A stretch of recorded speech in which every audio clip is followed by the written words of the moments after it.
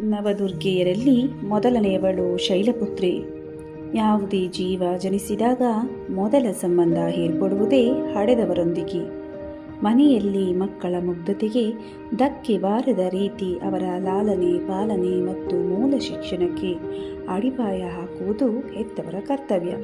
ಶೈಲಪುತ್ರಿ ದೇವಿಯು ಪರ್ವತರಾಜನ ಮಗಳಾಗಿದ್ದು, ಗೂಳಿಯು ಮೇಲೆ ಸವಾರಿ ಮಾಡುತ್ತಾ ಕೈಯಲ್ಲಿ ತ್ರಿಶೂಲ ಹಿಡಿದಿರುತ್ತಾಳೆ. ಅಂದು ಮಗಳು ಜನಿಸಿದಾಗ ಆ ತಾಯಿಯ ರೂಪವೆಂದು ತಿಳಿದು ಅವಳನ್ನು ಸ್ವಾಗತಿಸೋಣ.